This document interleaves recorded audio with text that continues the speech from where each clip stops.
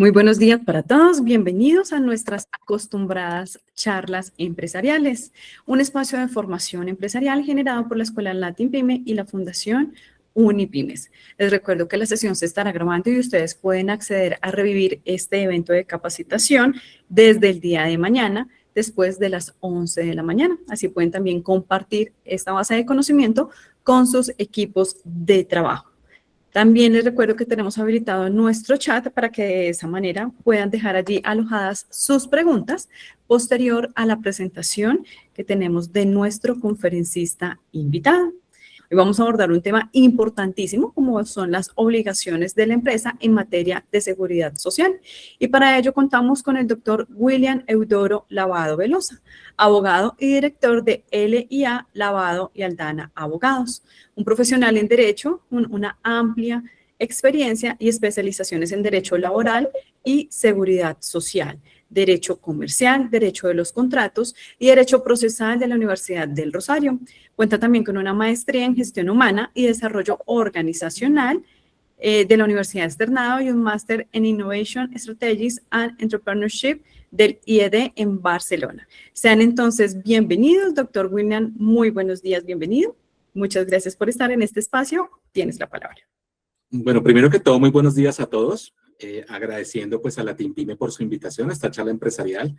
También a las personas que han venido el día de hoy, que nos están escuchando, porque pues es muy importante que nosotros como empresarios tengamos un conocimiento extenso en lo que se tiene que ver con seguridad social, teniendo en cuenta la relevancia que tiene para nuestras empresas, para los departamentos de gestión humana, para los contadores públicos y también para nuestros trabajadores, que son al fin y al cabo los que van a disfrutar de una pensión a futuro. Bueno, entonces digamos que empecemos. Digamos que lo primero que tengo que decirles es que la idea es tratar de no recitar mucho las normas porque las normas se encuentran en los códigos.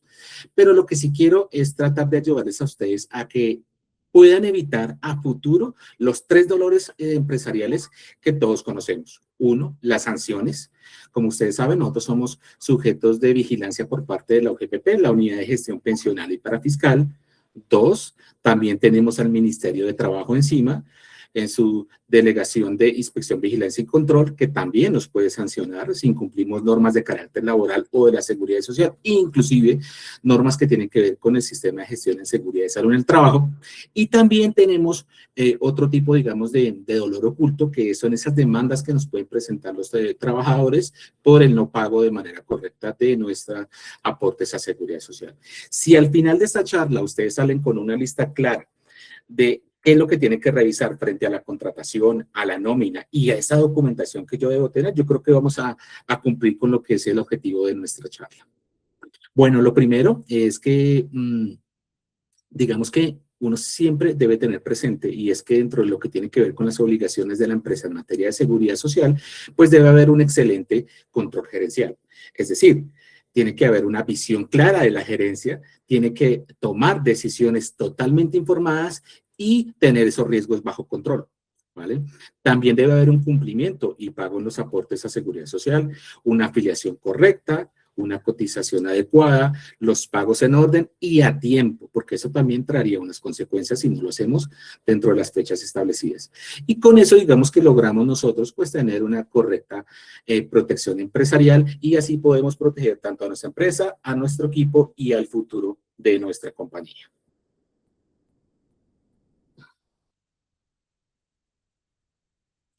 Bueno, entonces, entremos en materia.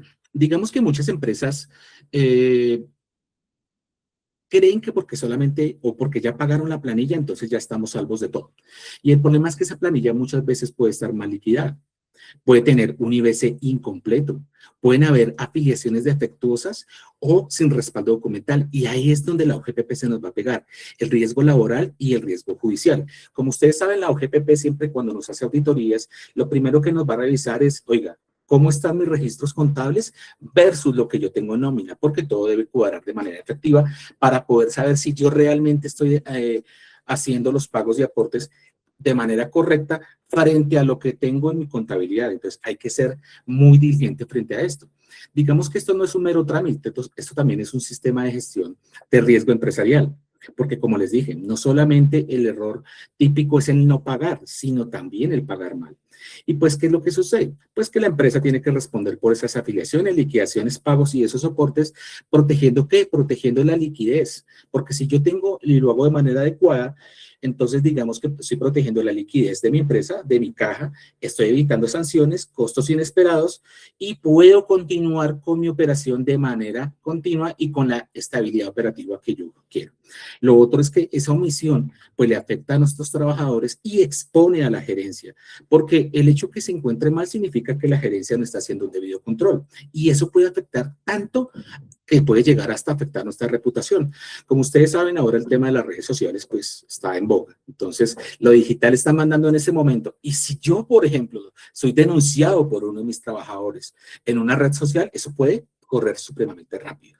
Y van a empezar a atacar a mi empresa. Yo he conocido empresas a las cuales fueron atacadas por indebidos pagos y lamentablemente ese trabajo que tú haces en el tema digital, ese mercadeo digital, esa publicidad digital se puede afectar en segundos. Es decir, todo un trabajo que duró 4 o 5 años, con una sola publicación negativa que yo tengo, me afecta mi reputación y me tumbó absolutamente todo. Entonces, tenemos que estar preparados para eso, ¿vale? Digamos que si usted dirige una empresa, hay 5 temas que usted no puede pasar desapercibidos y no los puede manejar de manera separada. Ahora, ¿cuáles son esos 5 temas? Primero, mi salud. El tema de afiliaciones, aporte sobre IBC. Segundo, pensión, cómo tengo la afiliación de mis trabajadores, si se encuentran en el régimen correcto y si la cotización es de manera correcta. Nosotros hemos encontrado en varias empresas que cuando van a, digamos que hacer una gestión documental, hay veces lo hacen de manera aislada. Por ejemplo, voy a hacer la afiliación de mis trabajadores y todas esas afiliaciones van en una carpeta, en un folder, en una Z. Y también voy a hacer el pago de los aportes y eso va en una carpeta diferente, en una Z diferente. Entonces, ¿qué sucede? Cuando la persona que va a trabajar, el encargado de la gestión, va a revisar la carpeta del trabajador, observa que muchas de las cosas que se refieren a su relación laboral están dispersas. Entonces, simplemente se convierte en un autómata y hace las cosas simplemente ¿sí? Por hacerlas, sin analizar. Yo he encontrado en empresas que cuando uno va a ver, no, es que yo he pagado muy bien la seguridad social, sí, déjeme ver a dónde la pagó. No, la pagué por venir, pero resulta y pasa que el empleado cuando ingresó a la empresa le dijo que estaban colpensiones. Entonces, problema tremendo. Uno, porque tengo que pagar de manera correcta, es decir, me toca ir a Colpensiones a decir me equivoqué, por favor hágame el cálculo actuarial, pagar intereses y aparte de todo reclamar la plata por venir, que muchas veces no es fácil hacerlo. Entonces tenemos que tener mucho cuidado con ello. El tercer frente que usted debe atacar, el tema de riesgos laborales. ¿Cómo tengo mi ARL? Si todos están cubiertos con mi ARL, si los tengo en la clase adecuada, ¿sí? Porque dependiendo del riesgo, así mismo hay una clase. Y si realmente, más allá de tener de pronto algo por escrito, si hay una prevención real y efectiva. Es decir, yo puedo tener todas las políticas y todos los manuales y tener al mejor coordinador de seguridad en el trabajo, pero si el trabajador no tiene arnés y se cae y muere, pues no estoy haciendo absolutamente nada. Como cuarto, necesitamos mirar también el tema para fiscales, cómo tengo mi caja de compensación, cómo tengo lo del SENA, cómo tengo lo del ICF. Ahí hay una norma que vamos a hablar más adelante del estatuto tributario que me exonera a mí de pagar SENA y ICF, pero no de caja social, no de caja de compensación, perdón. Y como quinto, necesitamos mirar ese frente de las provisiones necesarias para el pago de prestaciones sociales. Es decir, yo tengo que sacar mensualmente de mi caja un valor equivalente a lo que tengo que pagarle a mi trabajador para pagarle ¿qué? Prestaciones sociales, prima, cesantías e intereses de cesantías. Y de esta parte, si bien no es una prestación social, sí debo pagar vacaciones y dotación. Entonces, eso es lo que yo debo hacer. Debo tener esa provisión necesaria para poder pagarle en el momento en que se hace exigible. Entonces, ya saben, si yo tengo estos 5 frentes cubiertos, no de manera separada, sino de manera unificada, salud, pensión, riesgos laborales para fiscales y prestaciones sociales, estaría haciendo un muy buen trabajo.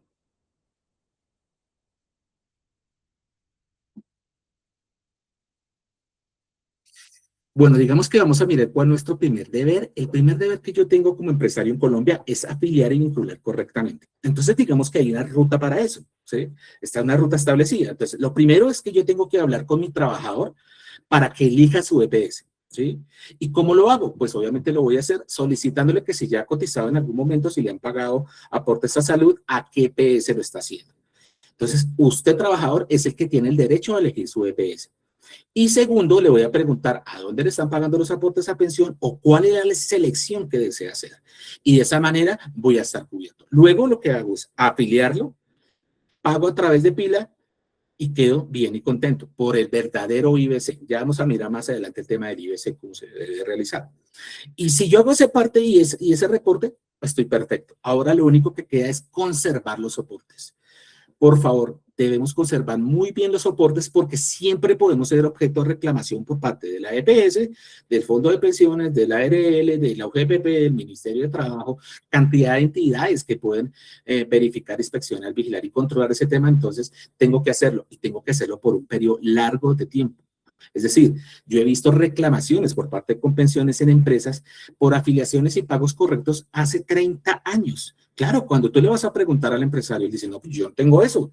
Tan es así que ni siquiera en ese tiempo existían las USBs o los disquetes, sino era un disquete grandísimo. Entonces, si no tienes una buena gestión documental, también la empresa puede estar quedando expuesta a todos esos riesgos, ¿vale?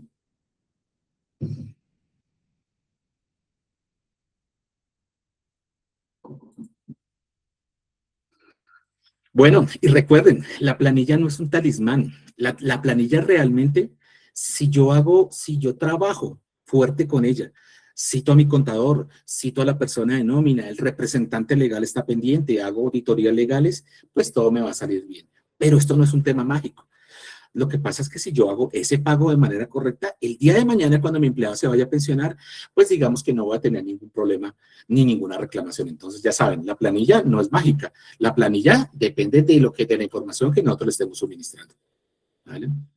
Ahora, vamos a hablar sobre el tema de salud y pensión. Este es un punto sensible porque aquí aparecen los errores más costosos, como por ejemplo, el pactar bonificaciones no salariales y creer que porque yo hice un pacto de salarización, entonces ya se desaparece la seguridad social.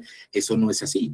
Ustedes saben que todo lo que exceda en pagos que no sean salariales, hasta el 40% están cubiertos, pero lo que exceda allá tengo que pagar aportes a seguridad social. Este sí lo hemos visto mucho en las empresas y se da mucho por digamos que la incorrecta interpretación de la norma. Por ejemplo, en una empresa que nosotros asesoramos, hace mucho tiempo, cuando comenzó la OGPP, tuvimos una reclamación porque el funcionario de la OGPP decía, oiga, es que aquí hay unos pagos que se realizaron a una empresa de transporte, a Avianca, y correspondía a los pagos por unos viajes que había hecho la esposa del dueño de la empresa.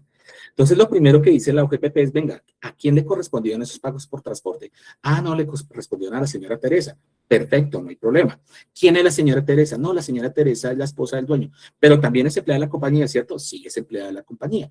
Entonces, lo cogieron y lo reclasificaron de donde tenía como gastos de transporte a viáticos. Viáticos, entonces, ¿qué sucede? Cuando yo hago esos pasos, cuando la OGPP me reclasifica, ¿sí? Ahora obviamente están un poco más controlados por el Consejo de Estado, pero al principio hacían eso, reclasificar, pues lo que pasa es que ahí me pueden salir pagos no salariales que realmente se me están convirtiendo en esos pagos que yo debo hacer a la seguridad social. Entonces, sobre eso hay que tener muchísimo cuidado y voy a explicar más adelante también sobre eso, cómo es la aplicación correcta de la norma. Ahora, ustedes ya saben que la salud la tenemos que pagar sobre un IBC del 12,5%. Y la pensión, pues la tenemos que pagar sobre el 16%. La regla práctica, pues siempre será que el IBC mínimo sea un salario mínimo y que haya un tope general de 25 salarios mínimos. La empresa, pues tiene que descontar la parte que le corresponde al trabajador, que ustedes ya saben que es el 4%, pensión, 4% salud, y debo mirar si realmente tengo esos pagos no salariales que no excedan del 40% y si estoy exceptuado, como pasa con la excepción del estatuto tributario, en el cual no pago cena y ICF. Y si eso pasa, de manera automática, pues estoy haciendo mi trabajo. Cumplimiento normativo, protección social real y tranquilidad para su empresa. Entonces, mucho. Al final se responden las preguntas. Va a haber un espacio de 15 minutos, entonces vayan anotándolas para poder saber y al final la leemos todas. Bueno, hay algo que sí es súper esencial para nosotros y es el tema de riesgos laborales. Aquí es donde realmente sale caro el tema. Y les voy a decir por qué. En tema de seguridad y salud en el trabajo hay dos tipos, digamos, como de riesgo. Hay uno que es objetivo. Ese riesgo objetivo, es decir, que cuando ocurre una enfermedad laboral o un accidente de trabajo, pues entra la ARL a pagar. Pero también hay uno que es de tipo subjetivo. Es decir, que cuando yo incumplo una ley, cuando yo incumplo una norma, cuando yo omito algo o cuando lo hago mal, de manera automática hay una responsabilidad subjetiva en cabeza mía, según el artículo 216 del Código Sustantivo de Trabajo, es decir, puedo ser condenado a el pago de una indemnización plena de perjuicios. Entonces hay que tener mucho cuidado con esto. Casi siempre la ARL, para que ustedes lo tengan presente y sepan cómo manejarlo, la ARL pueden verla como lo que realmente es. Es una póliza de seguro, ¿sí? Como lo es el SOAT o como es la póliza de responsabilidad civil extracontractual. Es igual. Simplemente, yo estoy pagando un seguro y en el momento que ocurre un siniestro, ahí entra a pagar. ¿Qué entra a pagar? Indemnizaciones, pensión por invalidez, incapacidades, todo el tema de tratamiento médico-quirúrgico, ¿sí? Es decir, el tratamiento que le tienen que hacer, el diagnóstico, las muletas, la droga, todo lo que le dan, todo eso va ahí. Entonces, ¿qué es lo que tiene que hacer la empresa? Pues la empresa lo único que tiene que hacer es estar cumpliendo con la norma, pagar el 100% de esos aportes a ARL y hacerlo en la clasificación que pertenece. De esa manera yo voy a quedar cubierto.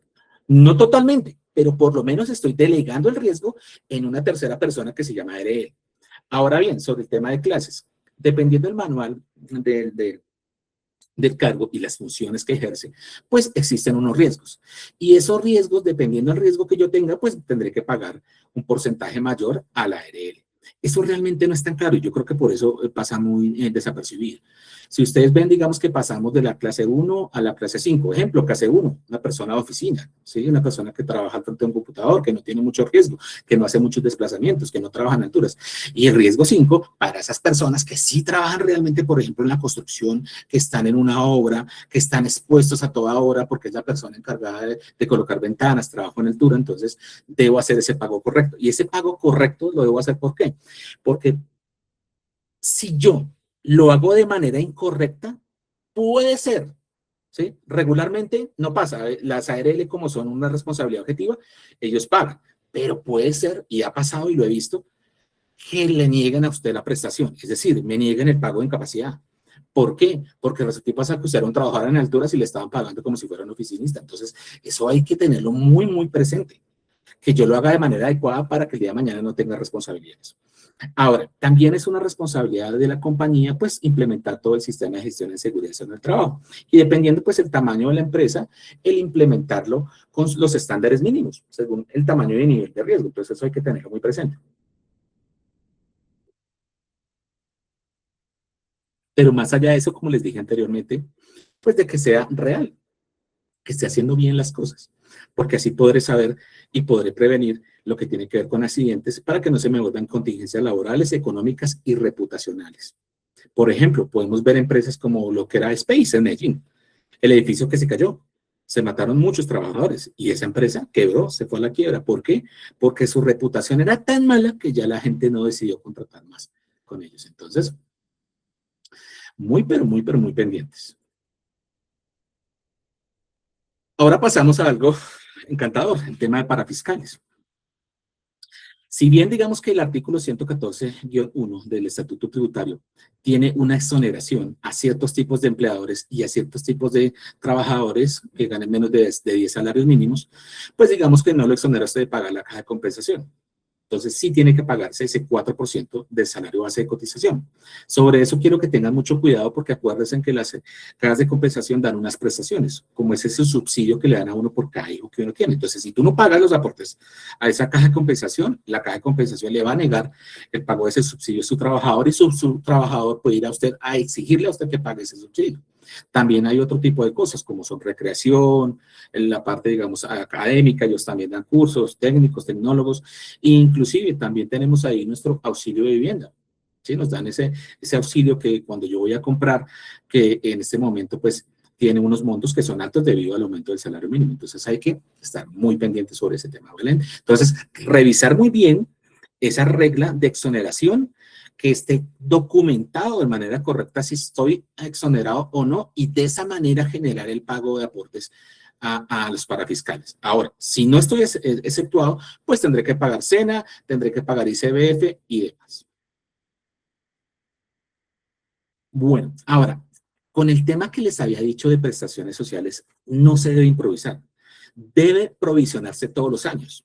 Es decir, yo tengo que sacar ese monto mensual para la prima de servicios, para las cesantías que se pagan en febrero, para intereses de cesantías que se pagan en enero, para las vacaciones 15 días por cada año y para la dotación cuando aplica. Sobre esto quiero ser muy empático y es algo que si bien no ocurre en la práctica, sí he visto un proceso, sí, solamente en toda mi vida he visto un proceso, en mis 20 años de abogado, un proceso en el cual el empleado demandó a la empresa por el no pago de su liquidación, al final la empresa se fue a liquidación, no hubo con qué pagar y esa persona demandó al representante legal de la empresa para exigirle el pago de su liquidación del contrato de trabajo porque él como representante legal de la empresa tenía la obligación de hacer las provisiones mensuales para sus prestaciones sociales. Y ustedes me dirán, ¿qué consideró el juez? Sí, señor. Dijo, sí, claro, el representante legal, por una orden legal, debía provisionar los valores de las prestaciones sociales y no lo hizo. Y como no lo hizo, cuando fueron a mirar, la empresa no tenía el capital para pagar. Entonces, lo condenó y tuvo que pagar de su propio patrimonio. Por eso, debemos ser muy diligentes en ese sentido. Debemos provisionar mensualmente, estar sacando de mi utilidad un dinero, ¿sí? Para pagar esa seguridad social, para pagar esas prestaciones sociales, para pagar ese salario y de esa manera poder estar tranquilos de que nada va a suceder en un futuro. Y además, porque también es práctico, porque muchas veces cuando se llega, por ejemplo, febrero, toca pagar las cesantías del año anterior, antes del 15 de febrero. Entonces, muchas veces llegamos ahí hasta el día 11 de febrero a buscar la plata, a sacar préstamos, a mirar de dónde saco. ¿Por qué? Porque me gastaba la plata y es muy difícil lograrlo a veces. Y ahí es cuando empiezan los incumplimientos y ustedes saben que no pago de las cesantías al fondo respectivo tiene una sanción de por cada día de mora, un día de salario. Entonces, muy pendientes de eso, por favor. Ahora, yo diría una cosa, oiga, ¿cómo evitamos de que eso no me pase? Pues fácil, yo creo que si uno lleva, usted como gerente, como subgerente o como representante legal o administrador de una pyme, pues usted lo que tiene que hacer es un calendario. Un calendario ¿para qué? Para la mayoría de esas contingencias. Y de esa manera usted se evita o está por lo menos controlando y supervisando de que realmente se haga bien. Porque ese calendario pues hay que socializarlo, hay que estar pendiente con el contador público, hay que estar pendiente con el tesorero, hay que estar pendiente con las personas que me ayudan con la nómina y de esa manera lo voy a lograr y me va a quedar muy bien. Ese calendario pues yo tengo que revisarlo mes a mes, ¿no? Ya saben ustedes que las disciplinas en las fechas reducen reclamos. Eso también evita improvisaciones y le da tranquilidad a la empresa frente a cualquier inspección que se vaya a realizar. ¿Listo? Entonces, por favor, realicen ese calendario para que ustedes puedan estar pendientes. Oiga, por ejemplo, vamos a mirar qué tenemos acá, intereses de cesantías en enero. Tengo que pagarlos. Entonces estoy pendiente, he hecho la provisión suficiente. Cesantías antes del 15 de febrero, la dotación en abril, la dotación en agosto, la dotación en diciembre. Ojo con las fechas de entrega de dotación, son las que están ahí en la norma. No es cuando yo quiera o cuando se me apetezca, es lo que dice la norma. No es común ver sanciones por dotación, pero en alguna oportunidad sí supe de un caso ante, ante la inspección de trabajo del Ministerio de Trabajo Dirección Regional Cundinamarca, en la cual el sindicato de una empresa radicó una queja porque le habían entregado una dotación un mes después, es decir, no lo habían entregado, sino lo habían entregado en mayo. Lamentablemente mandaron a un abogado, pues trato mil, y lamentablemente ese abogado trató mal a la funcionaria del Ministerio de Trabajo y lo sancionaron. ¿Por qué? Por entregar la dotación un mes después. No la habían entregado en abril, la entregaron en mayo y la sanción fue de 100 millones de pesos. Entonces hay que estar muy, pero muy pendiente de estas fechas que sean las correctas y evitar tratar mal a los funcionarios para que no me sancionen. Entonces, muy pendiente ese tema. Permítame un segundo, por favor.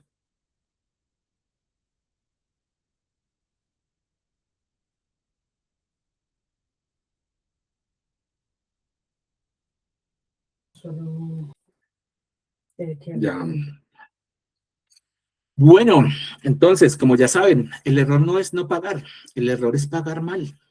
Entonces, tienen que tener muy presente de que ese IBS sea esté completo, de que la afiliación no sea defectuosa, es decir, que no me haya equivocado de fondo, por ejemplo, de que tenga los soportes y mi liquidación sea correcta, ¿vale? Verificar siempre va a ser más barato que defenderse después. Recuérdenlo muy bien.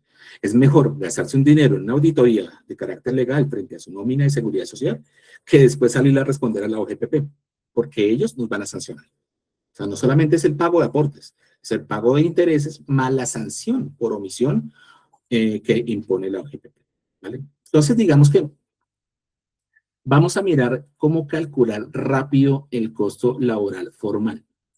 Lo primero que yo haría es definir el salario base de cotización. Eso es lo primero que yo haría. Y para eso, pues yo simplemente tengo que ir ¿a qué? A la norma, al Código Sustantivo del Trabajo. Y voy y le doy lectura al artículo 127. Entonces, dice, constituye salario no solo la remuneración ordinaria, fija o variable, sino todo lo que recibe el trabajador en dinero o en especie como contraprestación directa del servicio, sea cualquiera la forma o denominación que se adopte, como primas, sobresueldos, bonificaciones habituales, valor de trabajo suplementario de las horas extras, valor de trabajo en días de descanso obligatorio, porcentajes sobre ventas y comisiones. Entonces, acá lo primero que yo debo analizar es esto, es qué dice el código sobre qué significa salario, porque de ahí se definirá mi salario base. Ejemplo, hay que tener mucho cuidado con las comisiones, porque las comisiones están expresamente dichas acá que son salario. Uno. Dos, yo diría que son más que salario, porque inclusive dice que todo lo que reciba en dinero o en especie como contraprestación directa del servicio. Y pues se sabe que si yo devengo comisiones es porque he hecho las ventas que me fueron impuestas. Entonces sí es contraprestación directa del servicio. ¿Vale? Entonces hay que tener muchísimo cuidado con eso. Una vez ya lo logré, pues simplemente tengo que tratar de verificar si hay, digamos que si hay auxilio de transporte para efecto, por ejemplo, de pagar las prestaciones sociales. Sí hay que verificar si le estoy pagando ese auxilio de transporte a personas que vengan menos de 2 salarios mínimos mensuales legales vigentes. Tengo que verificar que los aportes se estén haciendo de manera correcta. Entonces ahí viene lo del 40%, si lo estoy haciendo bien o no. Y cuando yo sumo todo eso, pues hago una validación de manera excepcional sobre el tema de la exoneración, como les dije, de SENA y ICF, y de esa manera pues tengo un cálculo rápido sobre el costo laboral formal. Ahora, yo digo que acompañando el artículo 127, pues tengo que también acompañarlo del que sigue. ¿Cuál? El artículo 128. El artículo 128 es el que me dice a mí que no es salario. ¿Cuáles son esos pagos que no constituyen salario? Y debo tener claramente un acto de salarización por escrito, ¿sí?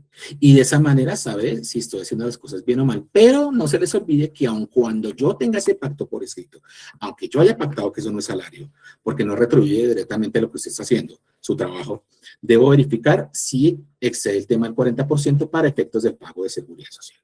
Bueno.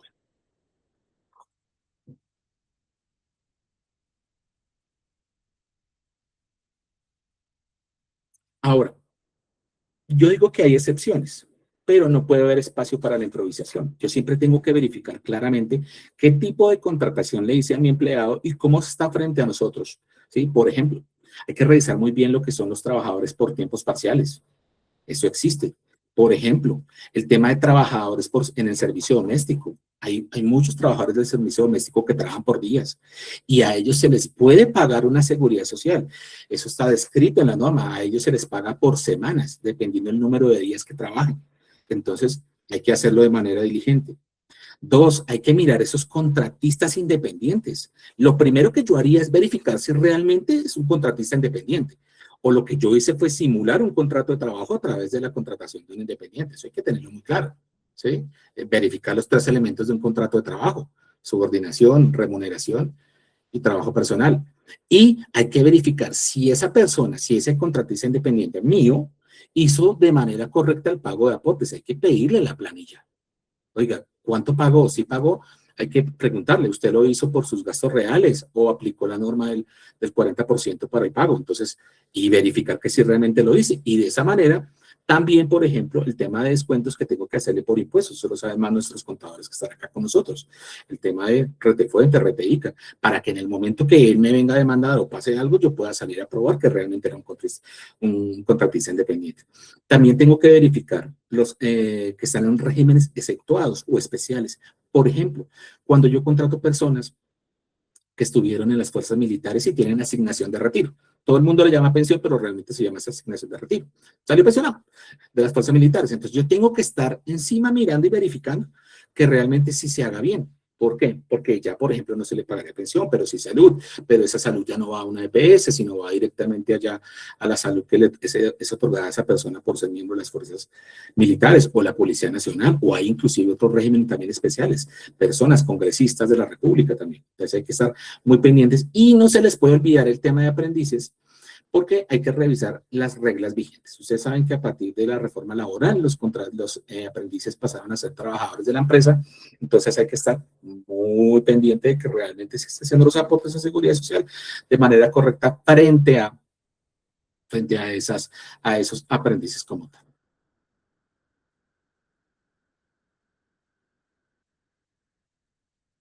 Ahora, el incumplimiento sale caro, y eso lo sabemos. La UGPP sanciona tanto como por omisión como por inexactitud. Es decir, si yo, por ejemplo, lo afilié y no pagué los aportes, pues estoy omitiendo el pago de los aportes. Entonces me van a sancionar. ¿Me van a sancionar a qué? Al pago de los aportes, al pago de los intereses y al pago de una sanción. Igual pasa cuando soy inexacto. Igual pasa cuando, por ejemplo, una costumbre que tienen mucho en las empresas del sector de la construcción.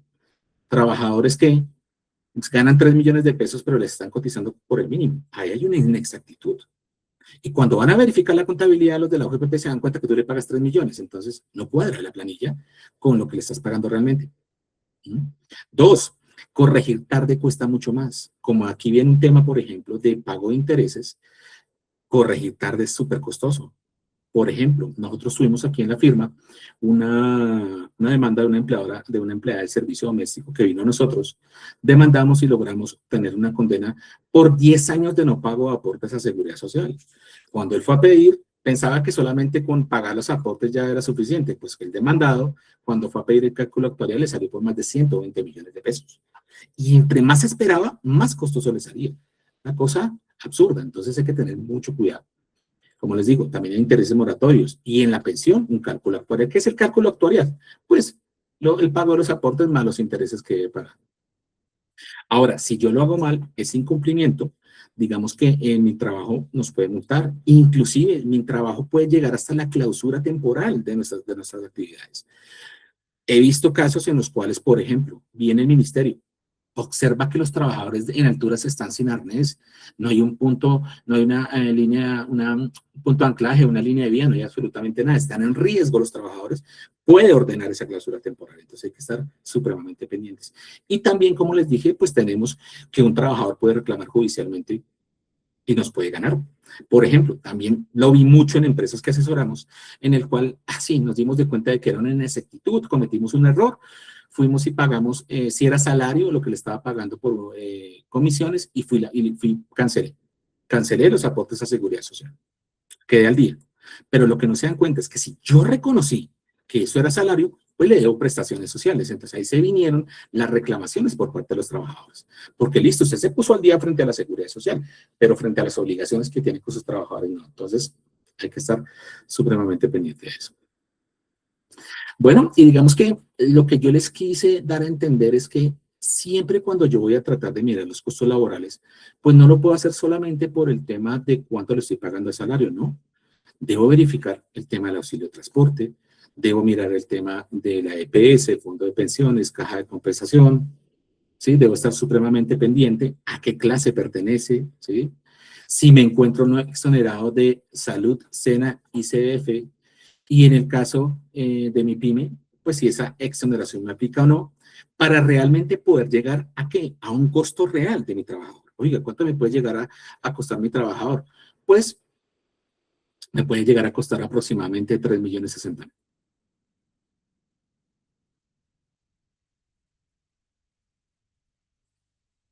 Ahora, vamos a hacer Caso práctico sobre la bonificación no salarial mal manejada, ¿sí?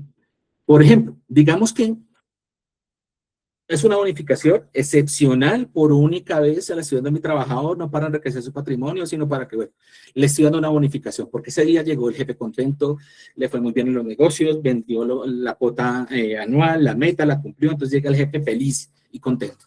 Y se les voy a dar una bonificación. Entonces voy a ponerles este ejemplo. Una persona que se gana 4 millones de pesos y deciden darle una bonificación no salarial por 3 millones de pesos, de esas que explican el artículo 128 del Código Sustantivo del Trabajo, pues yo tengo que entrar a mirar, venga, ¿cuál es el porcentaje? ¿Sí? ¿Para qué? Para saber si debo pagar o no seguridad social sobre esa bonificación salarial. Entonces tengo que hacer una matemática muy simple. Pues la matemática es la siguiente.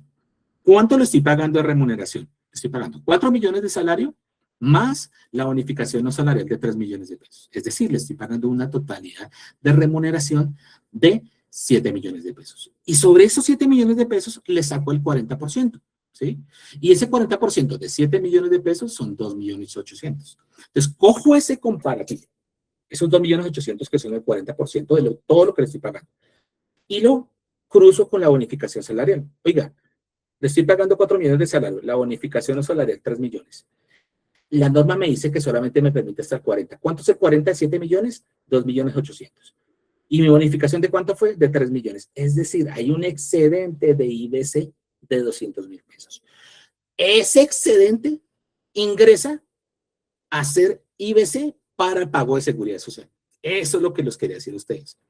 Yo puedo clasificar como quiera. Obviamente tengo que estar pendiente de lo que dice mi código, ¿sí? De hacerlo de manera correcta.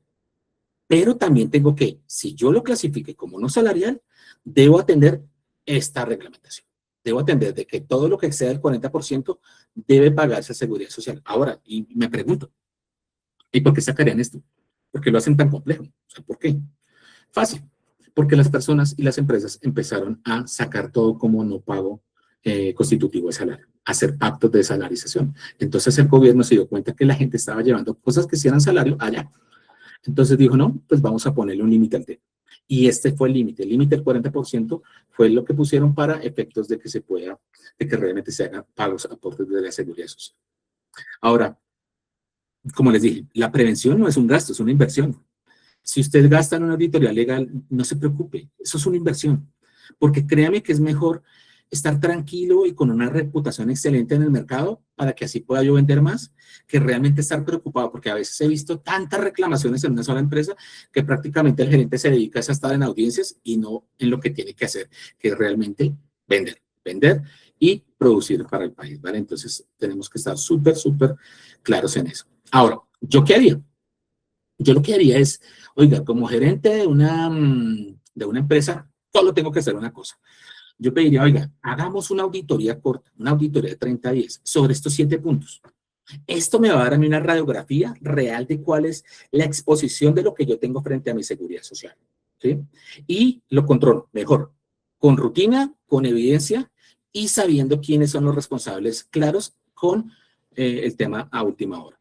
Entonces, ¿cuál es el checklist operativo para el gerente? Primero, tener carpeta de ingreso y retiro por cada trabajador. Esa carpeta es muy importante y yo diría que tiene que tener todo lo que tiene que ver con el trabajador, bien organizada, bien legajada, muy clara, copia la cédula, libreta, su tarjeta profesional si va a trabajar como profesional en la empresa, registros civiles de los menores, registro civil de matrimonio, absolutamente todo lo que yo necesito para que ingrese a la compañía. Por ejemplo, también el tema de, venga, saque una certificación de qué PS se encuentra usted, saque una certificación a qué fondo de pensiones se encuentra usted. Y todo eso llevarlo allá para que el día en que me hagan la auditoría esté todo perfecto. Revisar, la segunda, revisar mensualmente el IBC y conceptos no salariales al momento de pagar. Confirmar lo que les decía, el tema de la exoneración con un criterio documentado, ¿sí? Llevar ese calendario que les mostré, un calendario anual de pila y de prestaciones sociales para saber exactamente cuándo debo pagar, ¿sí? Auditar frecuentemente el sistema de gestión y la clase de riesgo a las cuales se encuentran afiliados mis trabajadores. Pero, lo que les dije, no solamente un documento, sino que esté vivo en la realidad. Verificar contratistas y sus soportes. Ya sabemos cuál es el primer contratista casi siempre de las empresas, el contador y el abogado. Venga para acá, ¿usted cómo está pagando? ¿Está pagando bien? ¿Está pagando mal? Según la remuneración que yo le estoy dando. y conservar evidencia de pago y afiliación. De esa manera, con esa carpeta, con ese IBC, con ese calendario y esos soportes, pues tengo que una gestión proactiva, cumplimiento y promoción, más control, menos riesgo. Estoy tranquilo de que he hecho todo muy bien.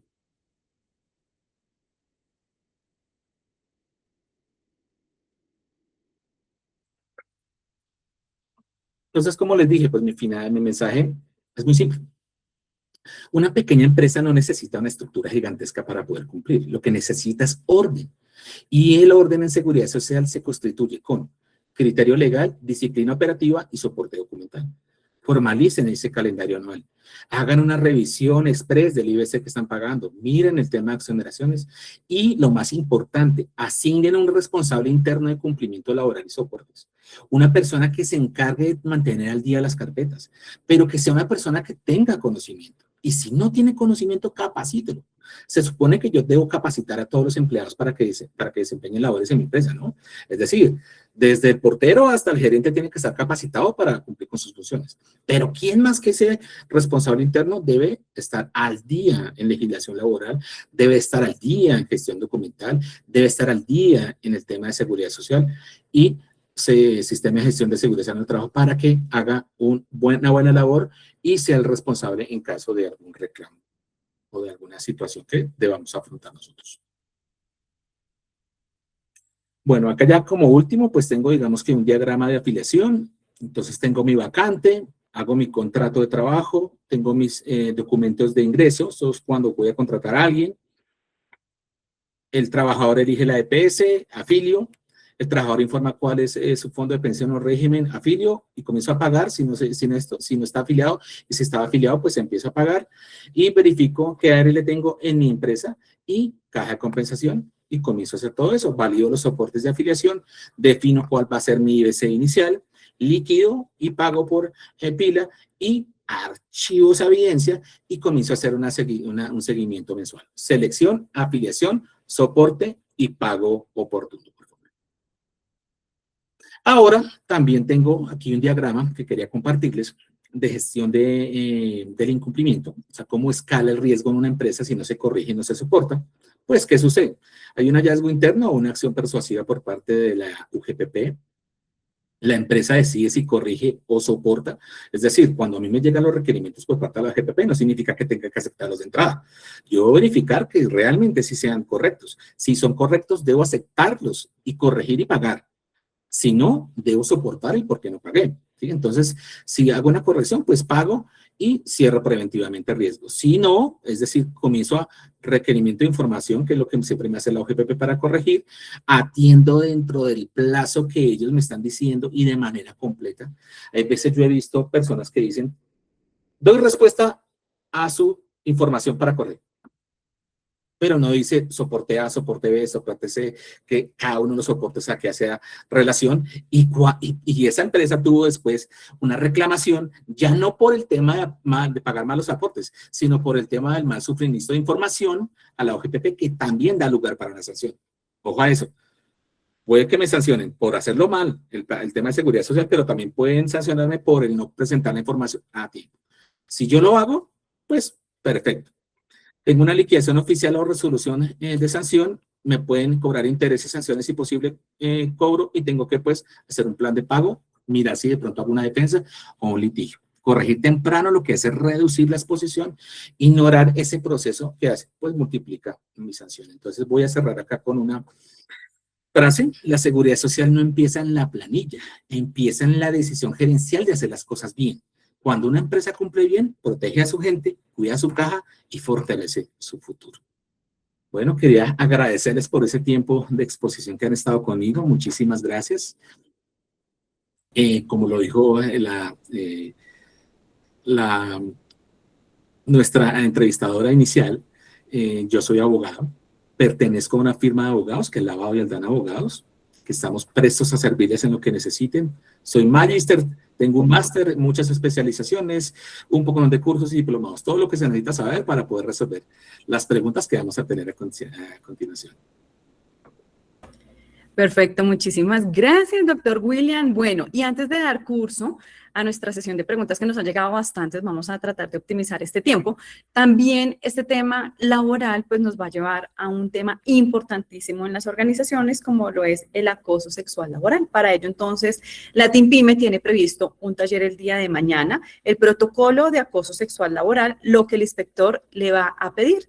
Para aquellas personas que estén interesadas en participar, les vamos a dejar el enlace en el chat para que de esta manera puedan acceder a esta capacitación el día de mañana. Entonces, mañana, protocolo de acoso sexual laboral, lo que el inspector les va a solicitar. En el chat les hemos dejado el enlace para que se puedan registrar. Bueno, entonces, doctor, pues han llegado varias preguntas. Vamos a arrancar con algunas de estas que nos han llegado. Claro que sí. Para que de esa manera pues demos curso y optimicemos estos 15 minuticos que nos quedan acá en sala. La primera pregunta es, doctor William, ¿usted sería tan amable de explicar cuál es el cambio en IBC establecido en decreto 379 del 2026 para los independientes? Bueno, lo que pasa es que lo tengo entendido que hubo un cambio, pero ese cambio habla sobre el tema, digamos, de los gastos presuntos. Es decir, de que yo puedo optar o por tener los gastos presuntos, es decir, hay una norma que me establece y me dice cuáles son los gastos que yo puedo deducir y cuáles no, ¿sí? Y en qué porcentaje, o simplemente optar por el 40% de lo que estoy devengando para poder tener pago de aportes a seguridad social. Perfecto, la siguiente pregunta. En el caso, si se pagó una cédula errada, las cesantías y no se le pagó a la persona correcta, ¿cuál sería el proceder? Lo primero que yo haría es presentar un derecho de petición al fondo manifestando mi error. Decir, mire, me equivoqué, lo hice a este número de cédula, pero no corresponde a mi trabajador y solicitar que se aplique de manera correcta a mi trabajador. Con eso, pues obviamente, porque yo digo que todo el mundo comete errores, somos seres humanos. Entonces, simplemente es hacer los trámites ante el fondo de pensiones ante el fondo de cesantías, para que ese fondo haga la aplicación de manera correcta y quede a favor de mi trabajador. Lo que sí no puedo dejar de hacer es no pasar ese derecho de petición y no solicitar la corrección, porque ahí sí, cuando esa persona vaya a reclamar sus cesantías, no lo va a poder hacer. Perfecto. Si una empresa decide pagar una prima extralegal, ¿este valor entra en la regla del 40% para el pago de la seguridad social? Sí, porque es de esas que se aparecen en el artículo 128. Entonces, claro, y tengo el pacto de salarización, que es supremamente importante. Pero si llega a ser así, claro que entra en todo el 40%. Hay que tener muy pendiente de eso, porque la verdad, a mucha gente se le pasa. Si un contrato de prestación de servicios de persona natural cuya duración es de un mes, ¿el aporte de seguridad social es del 40% del valor del contrato? Sí, lo que pasa es que no te van a recibir menos del mínimo. Entonces vas a tener problema. Cuando un empleado llega la resolución de pensión por vejez, pero el empleado va a seguir trabajando mientras hace entrega del cargo, ¿qué debe hacer la empresa? Lo primero es que la empresa, digamos que mi trabajador se pensione, da lugar a que yo le pueda terminar el contrato con justa causa sin derecho a indemnización. Pero no es solamente cuando le llegue la resolución, ¿sí? Hay que mirar la resolución y leerla, porque ahí aparece la fecha de cuando le empiezan a pagar su nómina como pensionado. Es a partir de esa fecha que yo puedo despedir a mi trabajador con justa causa para no pagar la indemnización.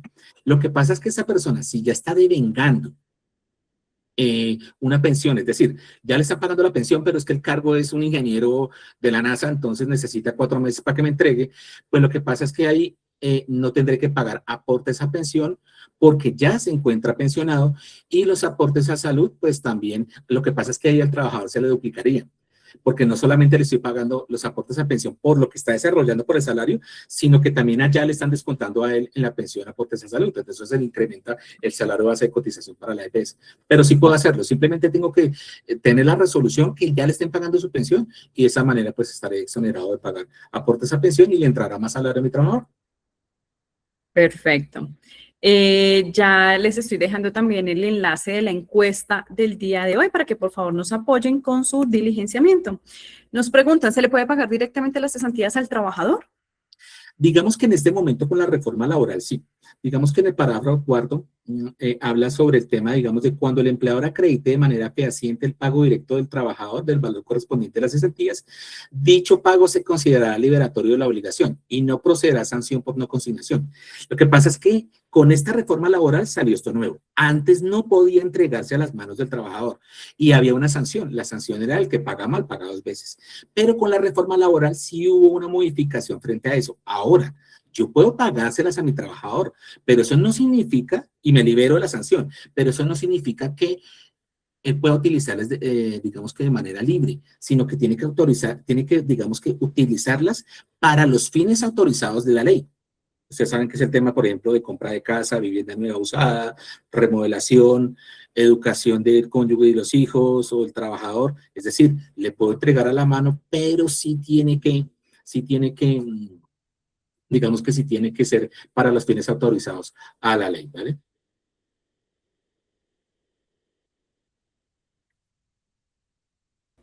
Bueno, ¿qué pasa cuando no se entrega la dotación según la norma y adicional se termina su contrato laboral con justa causa? ¿Se debe incluir ese valor en la liquidación? No, resulta y pasa que cuando yo no pago la dotación, estoy incumpliendo una norma de carácter laboral. Y digamos que yo puedo hacer una reclamación ¿qué? Por mi dotación. Pero hay un requisito que exige la jurisprudencia. Y es que cuando yo voy a reclamar, ustedes saben que la dotación, ¿qué es? Como aparece en la norma, calzado y vestido de labor. Sí, porque me lo merezco porque gano menos de 2 salarios mínimos. Pero, tengo que tener en cuenta que yo debo demostrarle al juez que tuve que gastar plata para comprarme una dotación y que esa dotación la utilicé estando en el trabajo. Entonces, muchas veces la persona que hace, pues presenta la reclamación, pero nunca acredita que tuvo que comprar una dotación para utilizarla en su trabajo. Entonces, de esa manera, no habría lugar a una indemnización. Si yo tengo los recibos, es decir, si yo en abril me tenían que pagar mi dotación y no me la dieron, entonces yo voy, compro una dotación y voy y le paso el recibo a mi empleador y le digo, mire, usted me tiene que pagar eso. Ahí sí haría, en esos casos sí. Porque además acuérdense que la dotación, más allá de cualquier cosa, tiene que ser utilizada para las funciones que tengo dentro de la empresa, ¿no? Entonces, si tengo con qué acreditar, bien. Si no, lo siento. Perfecto. Les recuerdo que la sesión se está grabando. Ustedes pueden acceder y revivir este evento desde el día de mañana en cada una de las aulas donde se encuentran registrados. Joana nos pregunta, ¿los viáticos hacen parte del IBC para hacer el pago de seguridad social? ¿Lo son? Sí, son, se me olvida la palabra, habituales, si son habituales. Si son habituales, sí. Si no son habituales, no. Porque así lo establece el artículo 127 y 128. Entonces, si son habituales y permanentes, como lo está diciendo Viviana, sí, claro que son parte del IBC y deben incluirse. Casi siempre pasa, ¿saben cuándo? Cuando son personas que tienen que hacer correría. Es decir, vendedores que tienen que ir de pueblo en pueblo y yo les estoy pagando el hotel y les estoy pagando la alimentación y demás. Entonces, hay que tener eso muy claro. Por eso les digo y les decía dentro de la charla, acá hay que capacitar muy bien a la persona de nómina. Esa persona debe tener muy claro los conceptos para que no se equivoque, porque casi siempre el representante legal dice, no, pues que yo no hice nada, fue la de nómina, sí, pero es que usted responde por la de nómina. Claro. Perfecto. Las personas nos están preguntando con relación a la charla de mañana. Les vamos a volver a proyectar la información. Es un evento sobre el protocolo de acoso sexual laboral. Lo que el inspector les va a solicitar también es un nuevo tema que deben tener en cuenta las empresas. Estrategia y visión. ¿Qué pasa cuando una persona ya tiene 1.800 semanas cotizadas, pero aún no tiene la edad de pensión? ¿Es posible que solo aporte salud como independiente? Realmente, digamos que uno podría llegar a decir que sí. Yo puedo pasarle, digamos, a mi empresa y decirle, yo ya cumplo con las condiciones propias de la obtención de una pensión, es decir, ya tengo más de 1.300 semanas y se podría dar lugar a la desafiliación para que no tenga ni el trabajador pagar su parte ni la empresa trabajar su parte. Pero hay un gran problema. Y es que cuando yo tengo 1.800 semanas, perdón, cuando yo tengo la afiliación a pensiones, no solamente me cubre la pensión por vejez, que eso es algo que tenemos que tener muy claro, me cubre también pensión de invalidez. Entonces, ¿qué pasa si yo no estoy cubierto por el fondo de pensiones y llego y tengo un accidente?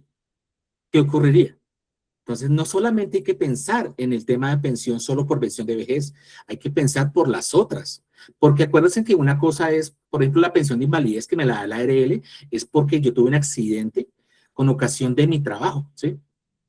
Pero cuando es un accidente común, es decir, estaba bañándome y me caí, pues ahí entra a cubrir el fondo de pensión. Entonces, ¿qué pasaría si yo quedo inválido con un porcentaje mayor al 50% de pérdida de capacidad laboral y no tengo la afiliación y pago de aportes a pensión? Pues gravísimo. Entonces, hay que tener muy pendientes. Lo otro también, el tema de pago de incapacidades. Cuando pasan los 180 días, digamos, y tengo un concepto de rehabilitación negativo, pues también se da lugar al pago de incapacidades por parte del fondo de pensiones. Entonces, no me entraría ese dinero también. Imagínense, no tendré con qué comer porque si no me pagan incapacidades. Bueno, nos preguntan, cuando tengo un trabajador incapacitado más de 180 días, ¿cuál es el IBC que debo reportar para el pago? Regularmente el IBC es el mismo que yo le estoy, que digamos que tenía el momento de entrar a la incapacidad. Sandra nos dice, doctor, ¿me repiten que debo tener capacitado a mi colaborador? Bueno, yo a mi colaborador tengo, si es la persona que me está trabajando en el tema de nómina, pues tiene que eh, estar capacitado en derecho laboral. Eso es lo primero. Es decir, que conozca las normas de derecho laboral. Miren, le pueden comprar un codiguito de eso. Yo no hago publicidad, pero eso vale 65 mil pesos. Póngaselo a leer. Ahí aprende derecho laboral. Dos, ahí dentro de ese tema de derecho laboral viene el tema de contratación, de afiliaciones, viene absolutamente todo. También el tema de seguridad social es súper importante. El tema, por ejemplo, del sistema de gestión de seguridad en el trabajo también es supremamente importante para saber cuándo aplicar las incapacidades, cómo, sobre todo algo muy importante que se me estaba pasando por decirles, el tema de reporte de novedades, porque hay personas que afilian, comienzan a pagar pensión, salud, y después el trabajador se va y nunca reportan el retiro. Que resulta y pasa que siguen, o sea, siguen ante la ley como si el trabajador estuviera trabajando y tienen que pagar la seguridad social después de que él se fue. Entonces hay que tener mucho también cuidado con eso. Nos dice Dora Carolina, me acabo de pensionar y pertenezco al régimen especial. Tengo ahora una microempresa y voy a empezar a ganar salario por más de un salario mínimo. ¿Cómo hago mi afiliación a salud si ya tengo el régimen especial?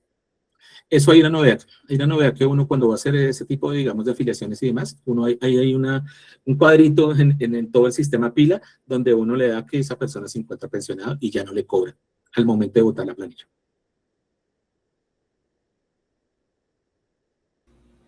Perfecto, tenemos varios comentarios. Importante, las personas que quieren revivir este espacio de capacitación en cada una de las aulas desde el día de mañana.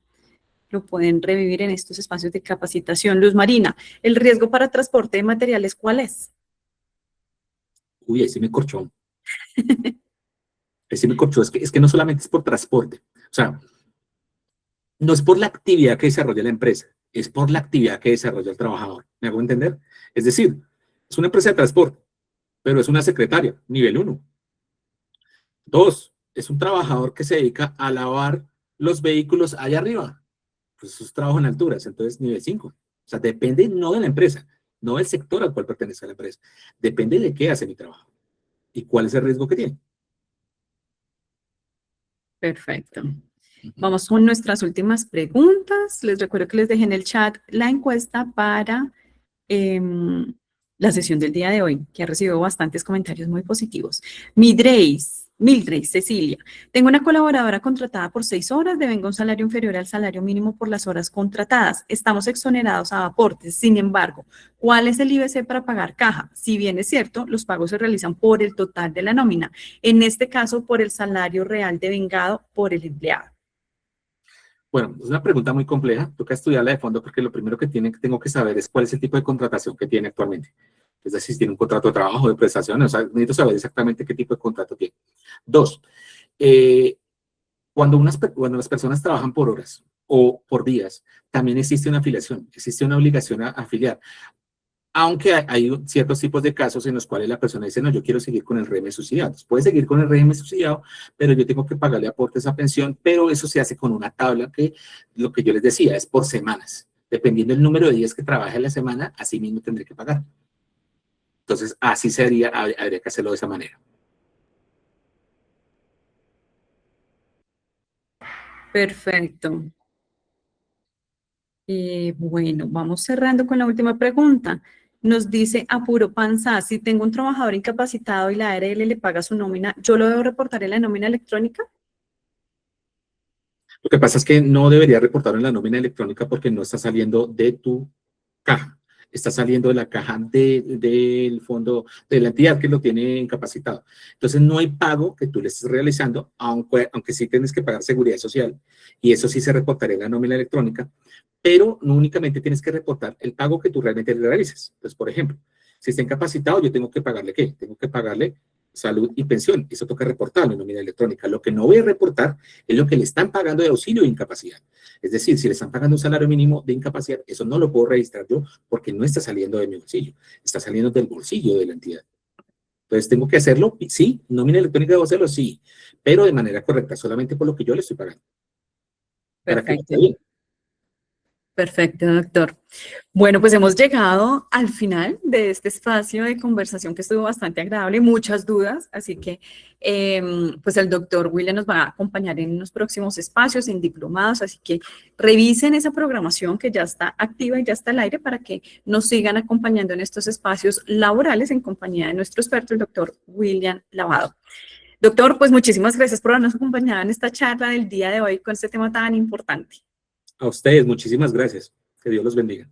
Muchas gracias, doctor. Les recuerdo entonces mañana nuestra capacitación sobre protocolo de acoso sexual laboral, lo que el inspector les va a pedir allí en el chat. Les dejé el enlace y también encuentran esta capacitación en cada una de las aulas donde se encuentran registrados.